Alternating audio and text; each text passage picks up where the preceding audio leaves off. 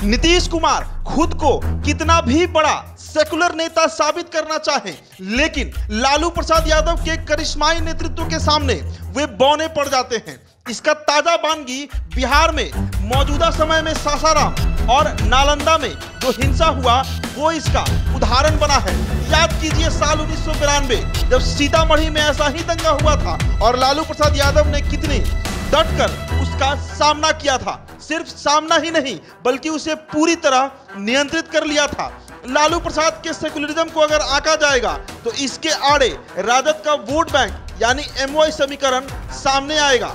लालू प्रसाद को राजनीति के लिए यादव और मुस्लिम दोनों की जरूरत रही और वे एन क्रेन प्रक्रेन दोनों को ही संतुष्टि के रथ पर चढ़ाते भी रहे हैं। याद कीजिए साल 1992 जब सीतामढ़ी में उपद्रव हुआ था। सीतामढ़ी में उपद्रव के कारण दो गुटों की हिंसा भड़क गई थी। इस हिंसा में 65 लोग मारे गए थे और सैकड़ों घायल हो गए थे। ऐसे में लालू प्रसाद का आक्रामक अंदाज सामने आया था। उन्होंने स्थानीय विधायक शाहिद अहमद खान को एक फोन पर उपद्रव पर काबू पाने के लिए सीतामढ़ी कैंप करने का मन बना डाला था। उन्होंने तब मीडिया के सामने उद्घोष किया कि मुस्लिमों को बचाने की जिम्मेदारी यादवों की है और एक मुस्लिम को बचाने में अगर 10 यादव भी शहीद हो जाए तो कोई बात नहीं। तब उन्होंने एक हेलीकॉप्टर का इंतजाम किया और सीतामढ़ी निकल गए थे। थोड़ी कम ऊंचाई पर जब हेलीकॉप्टर सीतामढ़ी के ऊपर से उड़ रहा था तो लालू प्रसाद यादव ने लोगों को हथियारों से लैस देखा। उन्हें समझने में देर नहीं लगी। हेलीकॉप्टर से उतरने के लिए खुली जीप मंगाई और वो उस पर खुद सवार हो गए और मेगाफोन से घोषणा करने लगे, कर्फ्यू लग गया है, घर में घुस जाओ, जो दिखेगा पुलिस उसको गोली मार देगी। लोग तो ये भी कहते हैं कि लालू यादव ने फोर्स से हवाई फायरिंग करने को कहा और इसका भरपूर असर भी हुआ।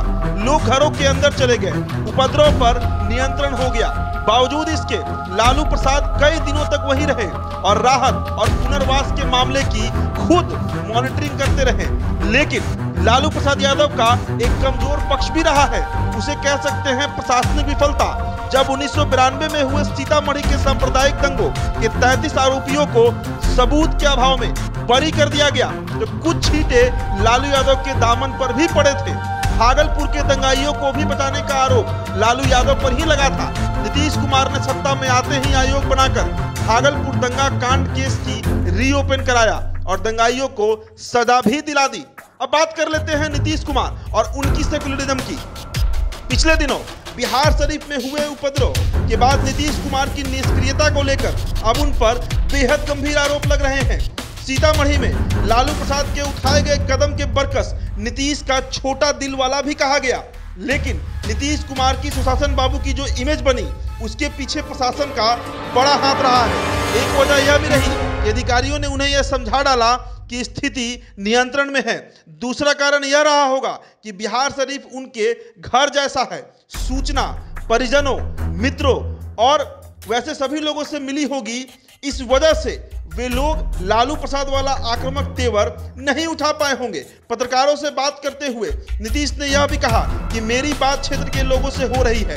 वैसे भी नीतीश कुमार इस संकट की घड़ी में वोट बैंक के खिलाड़ी की तरफ प्रस्तुत नहीं होते, बल्कि वो साइलेंट रहकर काम करने वालों में हैं। नीतीश कुमार ने भाजपा के साथ रहकर भी मुस्लिम हितों में बड़े कदम उठाए हैं।